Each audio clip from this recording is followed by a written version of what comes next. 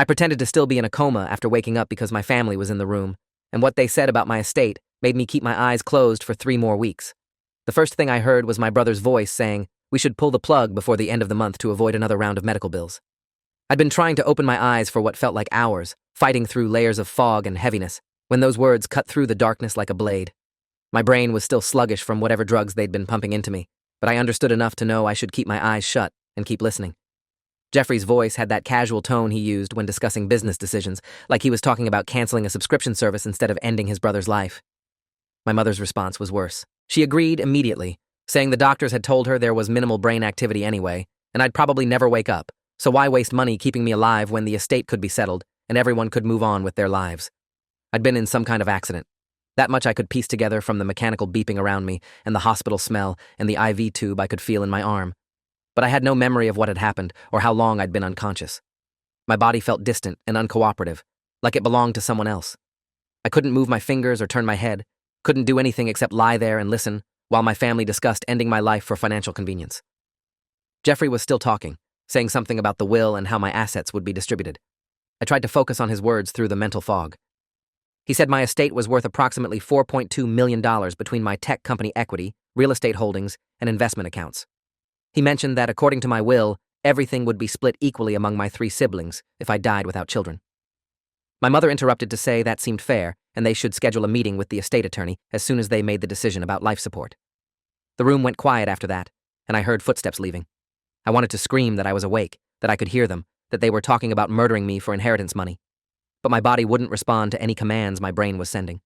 I couldn't open my eyes or move my mouth or even twitch a finger. Panic flooded through me as I realized I was trapped inside a body that wouldn't obey me, listening to my own family plan my death.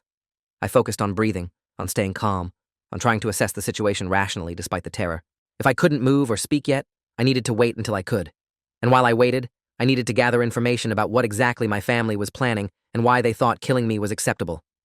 I'd built a successful software company over the past 8 years, starting in my garage and growing it into a firm with 43 employees and multiple enterprise clients.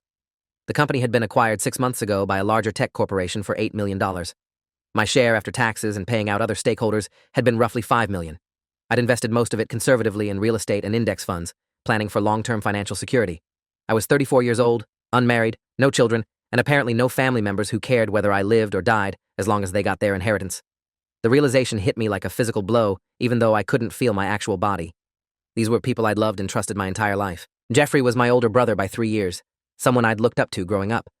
Our mother had raised us as a single parent after our father died when I was 6. My 2 sisters, Veronica and Claudia, had always seemed close to me, or so I'd thought. Over the next several hours, I drifted in and out of consciousness as my brain fought to fully wake up. Each time I surfaced, I'd listen carefully to whoever was in the room.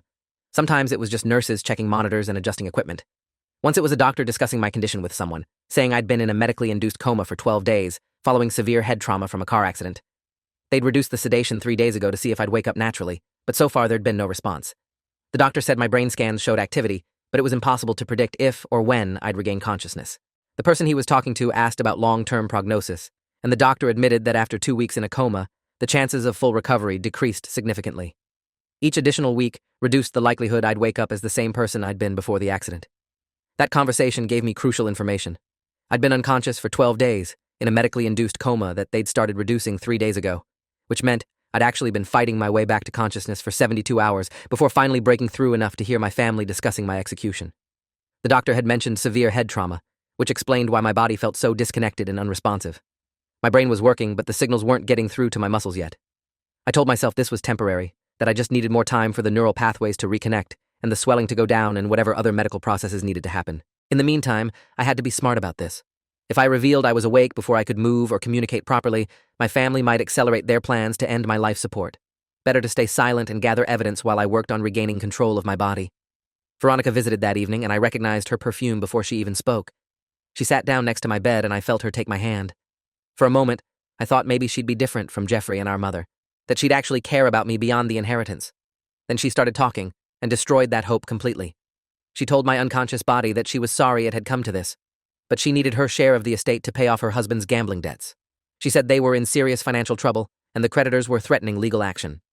She said she'd tried to ask me for money before the accident, but I'd said no because I didn't approve of her husband's behavior. She actually sounded resentful about that, like I'd been unreasonable for refusing to fund his addiction. Veronica said she hoped I'd understand that she had to think about her own family first, and really it would be a mercy to let me go rather than keep me alive as a vegetable. She squeezed my hand and then left without another word. I lay there processing what I'd just heard. My sister was willing to let me die to pay off her husband's gambling debts. She'd reframed it as mercy in her own mind, but the truth was, she valued money over my life. I tried moving my fingers where she'd been holding my hand and felt the smallest twitch in my index finger. It was barely perceptible, but it was something. My brain was starting to reconnect with my body. I spent the next hour focusing all my energy on that finger, trying to move it again and again. By the time a nurse came in to check my vitals, I could curl it slightly and straighten it again. The movement was weak and shaky, but it proved I was making progress. I stopped immediately when the nurse approached, not wanting anyone to notice I was regaining motor control. Claudia visited 2 days later and brought her lawyer with her. I recognized my youngest sister's voice as she discussed my medical condition with someone she introduced as her attorney, a man named Richard Stevens, who specialized in estate planning and probate law. Claudia asked him detailed questions about the timeline for executing my will if life support was discontinued. Richard explained the legal process step by step, noting that there would be a death certificate issued, then probate court proceedings, then asset distribution according to the will's specifications. He estimated the entire process would take 4 to 6 months under normal circumstances. Claudia asked if there was any way to expedite it, and Richard said not really, that estate law had specific timelines designed to protect against fraud and ensure proper procedure. Claudia sounded frustrated by this information. She said she'd been counting on having access to her inheritance sooner because she'd already made some investment commitments based on the expected funds. After Richard left, Claudia stayed in the room and made a phone call. I listened as she talked to someone about a real estate deal she was trying to close. She said she'd have the money within 6 months guaranteed because her brother was going to die and she'd inherit over $1 million. She described me as brain dead already and said the family was just waiting for the right time to pull the plug. The casual way she discussed my death while standing 3 feet from my hospital bed made my stomach turn. Or it would have if I could feel my stomach. I was still working on regaining sensation and control throughout my body.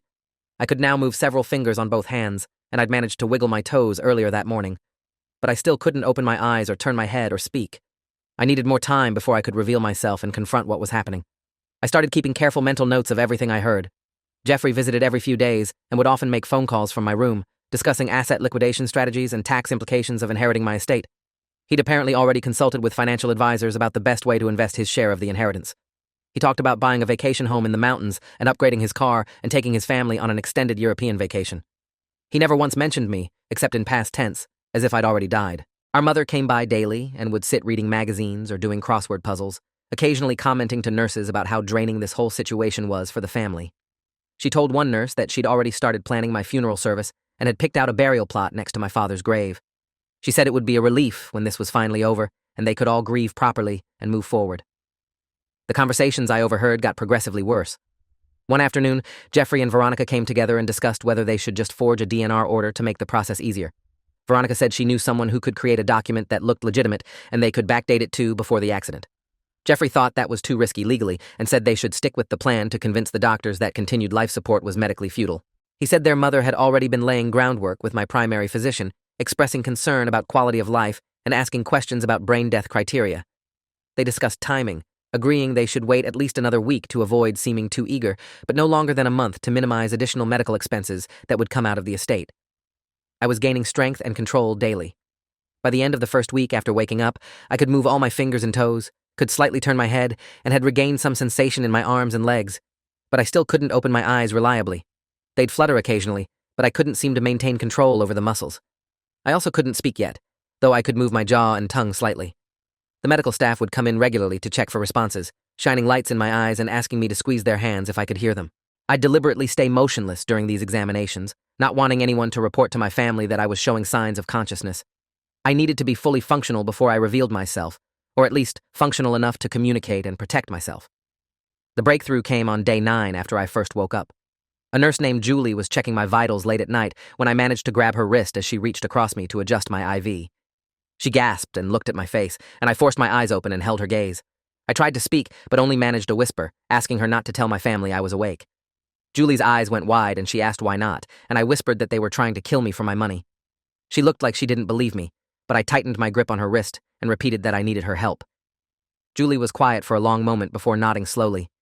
She said she'd be back in a few minutes and I should stay still and quiet. She dimmed the lights and left the room, and I lay there terrified that I'd just made a terrible mistake trusting her. Julie returned 20 minutes later with another nurse and a doctor I didn't recognize. The doctor introduced himself as Dr. Raymond Foster, the night shift attending physician with 18 years of experience in critical care. He asked me to open my eyes again, and I did. He tested my responses carefully, having me squeeze his hand, move my feet, track his finger with my eyes. He asked if I could speak, and I managed to whisper a few words, though my throat was raw from the breathing tube they'd removed days earlier. Dr. Foster asked the same question Julie had about why I didn't want my family notified, and I told him as clearly as I could that they were planning to discontinue my life support to inherit my estate. I said I'd been conscious for over a week and had heard them discussing it multiple times. I said I needed help, and I needed it quietly because I was still too weak to protect myself if they decided to act immediately. Dr. Foster exchanged glances with the nurses, and I could see skepticism on their faces. He asked if I was sure about what I'd heard, or if it was possible the coma had caused confusion or hallucinations. I gave him specific details, names, dates, conversations I'd overheard. I told him about Jeffrey discussing tax implications with his financial advisor, about Veronica's husband's gambling debts, about Claudia's real estate deal, about my mother planning my funeral. The specificity seemed to convince him this wasn't confusion or delusion. Dr. Foster said this was a serious allegation, and he needed to consult with hospital administration and possibly legal counsel before deciding how to proceed. He said in the meantime, he'd note in my chart that I'd regained consciousness, but would mark it as confidential medical information restricted to essential care team members only. He said he'd keep my family from being notified for now, but I needed to understand this couldn't continue indefinitely. I asked Dr. Foster how much time I had before hospital policy required informing my family, and he said probably 72 hours maximum before administration would insist. That gave me 3 days to figure out what to do. I asked if I could consult with a lawyer, and he said he'd look into whether the hospital could arrange that without my family knowing. He also said he was going to order additional tests to document my neurological recovery and cognitive function, both to establish that I was competent and to provide evidence of the timeline of my regaining consciousness. Dr. Foster told me to rest and said he'd be back before his shift ended. After he left, Julie stayed and helped me sit up slightly and gave me some water. She said she'd been a nurse for 11 years and had seen some terrible things, but family members trying to kill patients for inheritance money was definitely among the worst. She promised she'd help however she could. The next morning, Dr. Foster returned with the hospital's legal counsel, a woman named Dorothy Green, who'd been with the hospital's legal department for 14 years. Dorothy asked me to explain the situation from the beginning, and I walked her through everything, starting with the car accident I couldn't remember, waking up to my brother discussing pulling the plug, all the conversations I'd overheard over the past 9 days. Dorothy took detailed notes and asked clarifying questions about specific statements and who'd been present. She said this situation was unprecedented in her experience, but clearly involved potential criminal intent, and the hospital had an obligation to protect me. She said she was going to contact the local police and request they assign a detective to investigate. She also said she was arranging for a private attorney to consult with me about protecting my interests and possibly seeking restraining orders against my family members if necessary. The detective arrived that afternoon. His name was Carlos Vega, and he'd been with the city police department for 22 years, the last 9 in the financial crimes unit. Detective Vega listened to my account with a neutral expression that didn't reveal whether he believed me or thought I was delusional from the coma. When I finished, he asked if I had any physical evidence of the conversations I'd described. I said, obviously, not since I'd been paralyzed and unconscious as far as anyone knew, but he could interview the hospital staff about my family's behavior and questions they'd asked. Detective Vega said he'd do that, but he also said witness statements alone probably weren't enough for criminal charges. He'd need recorded evidence of my family actively planning to end my life support against medical advice or evidence they'd already taken concrete steps toward that goal. I asked Detective Vega if we could set up a recording device in my room to capture conversations, and he said that was legally complicated because hospital rooms had privacy protections. However, he said I had the right to record conversations in my own room for my own protection, especially if I believed I was in danger. He said he'd arrange for a small digital recorder to be placed somewhere in the room where it wouldn't be obvious. He also said he wanted to document my current medical status and cognitive function so there'd be clear evidence that I was awake and competent at this point in time, which would undermine any claims my family might later make that I'd never regained consciousness. Detective Vega said he was taking this seriously because if my account was accurate, we were looking at potential conspiracy to commit murder, along with fraud and elder abuse statutes, even though I wasn't technically elderly. He said the financial motivation and the planning I'd described elevated this beyond a simple dispute over life support decisions. The private attorney arrived that evening. Her name was Margaret Bellamy, and she'd practiced estate and elder law for 26 years with a reputation for aggressive advocacy. Margaret reviewed the situation quickly and said we needed to act on multiple fronts simultaneously. First, she'd file for an emergency protective order preventing my family from making any medical decisions on my behalf. Second, she'd notify my estate attorney that I was revoking any powers of attorney that might exist and updating my will. Third, she'd begin documenting everything for potential civil litigation against my family members for emotional distress and attempted wrongful death. Margaret said the key was moving fast before my family realized I was awake and could potentially destroy evidence or change their stories. She said the hospital had agreed to keep my status confidential for another 48 hours, but after that, we'd need to either reveal my consciousness publicly or obtain a court order extending the confidentiality, which would be difficult to justify.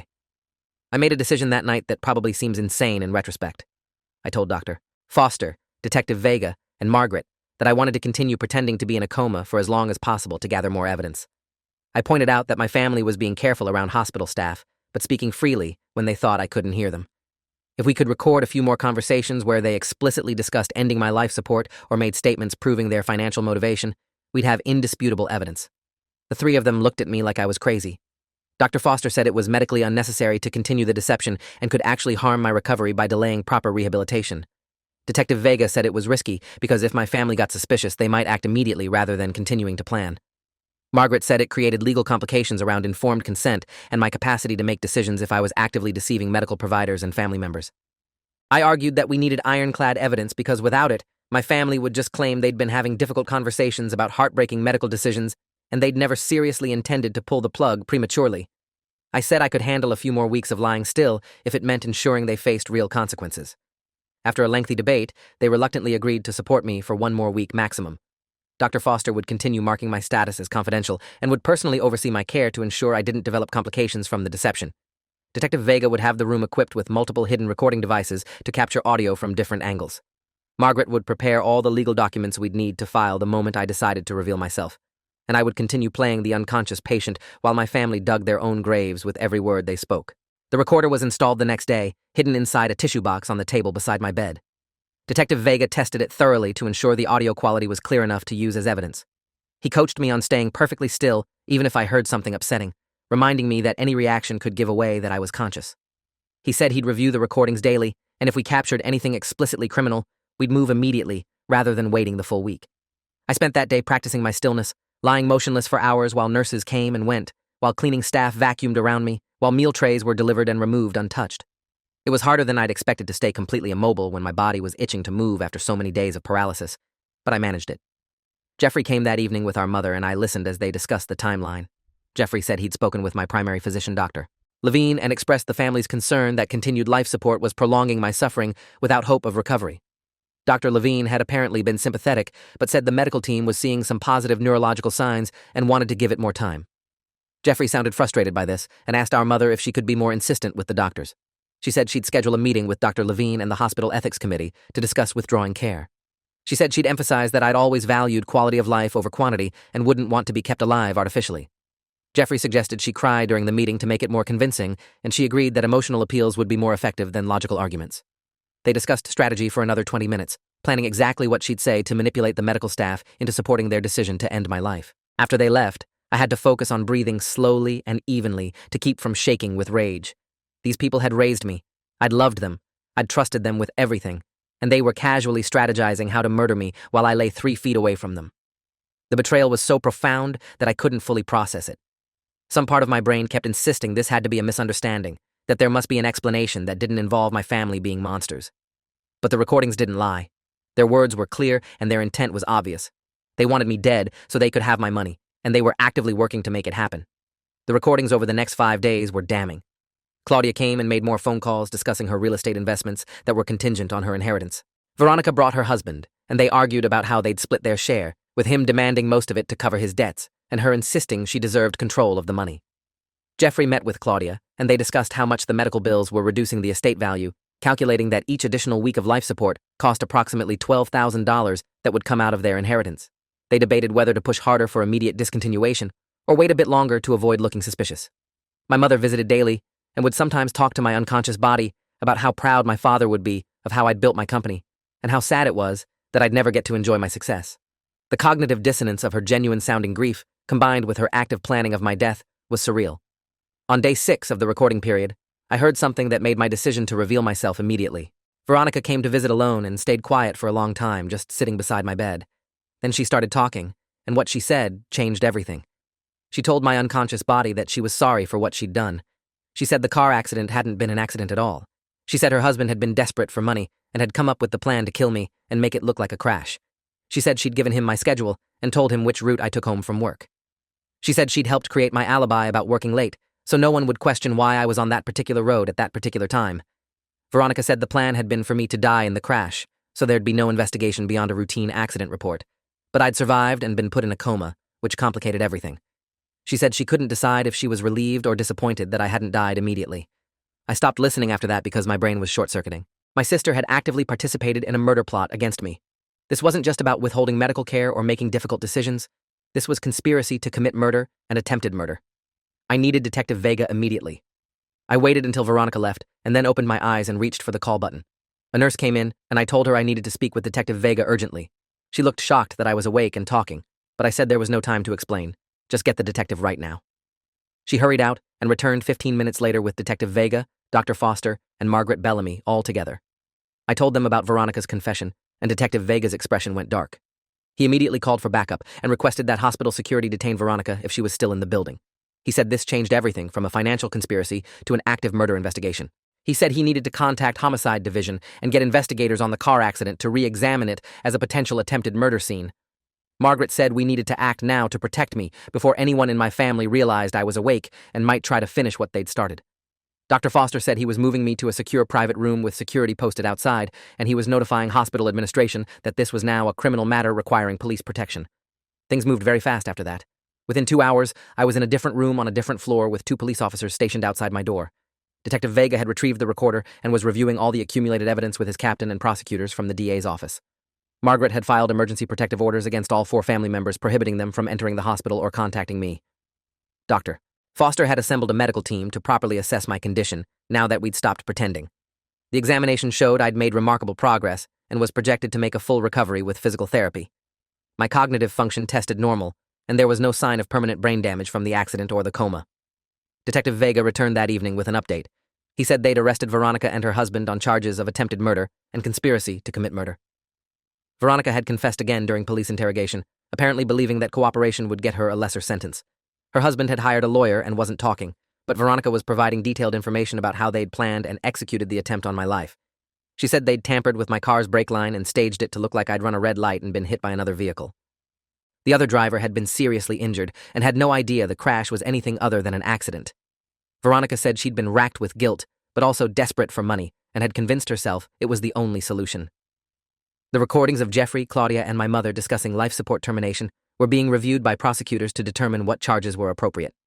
Detective Vega said they were likely looking at conspiracy and elder abuse charges at minimum, possibly attempted murder, depending on how the DA interpreted their intent and actions. He said the recordings made it clear they were motivated by financial gain and were actively working to cause my death against medical advice. Margaret said we'd also be pursuing civil litigation for emotional distress, fraud, and attempted wrongful death. She estimated my family members would each face hundreds of thousands in legal fees and potential damages even beyond any criminal penalties. The news broke publicly 2 days later when arrests were made. Local media covered the story extensively because it involved a successful tech entrepreneur, attempted murder by family members, and the dramatic element of me pretending to stay in a coma to gather evidence. Reporters showed up at the hospital trying to get interviews. My former business partners and friends called expressing shock and support. The story went viral on social media, with people debating whether I'd been brave or foolish to continue the deception. Some praised me for gathering evidence that would ensure justice. Others criticized me for taking unnecessary risks and potentially traumatizing myself further. I didn't care about public opinion. I cared that my family was facing consequences for what they'd tried to do. The legal proceedings took months. Veronica pled guilty to attempted murder and conspiracy and received a sentence of 15 years in prison with possibility of parole after 10. Her husband went to trial and was convicted, receiving 20 years. Jeffrey, Claudia, and my mother were all convicted on conspiracy and elder abuse charges and received sentences ranging from 3 to 7 years, depending on their level of involvement. They were also ordered to pay restitution for my medical expenses and legal fees. Margaret's civil suits resulted in judgments totaling over $2 million that would follow them after they completed their criminal sentences. Every one of them was financially ruined, even beyond the money they'd never inherit from me. I updated my will immediately, leaving everything to charitable organizations focused on elder abuse prevention and victim advocacy. I wanted my money to help other people who'd been targeted by family members for their assets. I specified that if I died under any circumstances that seemed even remotely suspicious, a significant portion of my estate would fund investigation and prosecution of anyone involved. Margaret said it was one of the most thorough protective wills she'd ever drafted. I also created a medical directive with multiple independent decision-makers who had no financial interest in my death, ensuring that if I was ever incapacitated again, the decisions about my care would be made by people who actually cared about my well-being. Recovery was slow but steady. I spent 6 weeks in physical rehabilitation, relearning how to walk properly and regaining full motor control. The head trauma had caused some lingering issues with balance and coordination, but nothing permanent. I had to work with a therapist to process the emotional trauma of what my family had done and what I'd experienced lying paralyzed, listening to them plot my death. The therapist said what I'd been through was a unique form of psychological torture, and it was normal that I was having nightmares and trust issues. She said it would take time to heal from the betrayal, and I shouldn't rush the process or expect to feel normal quickly. The hardest part was accepting that the family I'd loved had never really existed. The people I'd thought they were had been illusions, masks hiding their true natures. Or maybe they'd become monsters when money got involved, corrupted by greed into doing things they might never have considered otherwise. Either way, they were gone from my life permanently, and I had to build a new understanding of family that didn't include them. I started connecting with cousins and other relatives I'd lost touch with over the years, and found some genuine relationships that hadn't been poisoned by inheritance expectations. I also built chosen family among friends and colleagues who'd supported me through the crisis and recovery. A year after waking from the coma, I was testifying in the last of the civil trials against Claudia. She'd fought the charges harder than the others, maintaining she'd never actually intended for me to die and had just been having difficult conversations about realistic medical outcomes. Her lawyer tried to argue she'd been manipulated by Jeffrey and Veronica and didn't understand the severity of what they were planning. The recordings proved otherwise. When the prosecutor played her voice discussing the financial benefits of my death and strategizing how to pressure doctors into withdrawing care, the jury deliberated for less than 3 hours before finding her guilty on all counts. She was sentenced to 5 years in prison and ordered to pay $400,000 in damages. As they led her out of the courtroom, she looked at me with an expression I couldn't read. Anger, maybe. Or regret. Or both. I felt nothing looking back at her except a distant sadness for what we'd lost, though I wasn't even sure what we'd lost had ever been real. I've rebuilt my life in the years since, started a new company focused on financial literacy and fraud prevention, created a foundation that funds programs helping people protect themselves from exploitation by family members. I speak occasionally about my experience to raise awareness that elder abuse and inheritance-motivated violence can happen to anyone regardless of age or circumstances. I've learned to be more careful about trust and to pay attention to red flags in relationships. I've also learned that family isn't defined by blood, but by who shows up when you're vulnerable and who tries to protect you rather than exploit you. The nurses and doctors who believed me and helped me gather evidence showed me more family loyalty than my actual relatives ever did. Sometimes people ask if I regret the decision to keep pretending to be in a coma for those extra weeks. They say it must have been traumatic to lie there helpless while recording my family's betrayal. I tell them I don't regret it, because without that evidence, justice might never have been served. My family would have spun a narrative about difficult medical decisions made with heavy hearts, and some people would have believed them. The recordings removed all ambiguity and ensured they faced real consequences for their actions. Was it psychologically damaging to experience? Absolutely. But it was necessary. And in the end, the truth came out, and the people who'd tried to kill me for my money lost everything they'd schemed to gain. That's justice, even if it came at a significant personal cost. I still have the recorder Detective Vega used, stored in a safe deposit box along with copies of all the evidence. Sometimes I think about listening to the recordings again, but I never do. I don't need to relive those conversations to remember what happened or why I can never trust certain people again. The scars are permanent, visible in how I approach relationships and business and family obligations now. But I survived, I recovered, and I made sure the truth was heard. In a world where victims often go unheard and family members get away with abuse because no one wants to believe loved ones could be so cruel, I count that as a win. The people who tried to kill me are in prison. I'm alive and thriving, and maybe my story will help someone else recognize the warning signs before it's too late. Thanks for watching till the end. Make sure to subscribe and like to not miss the next story.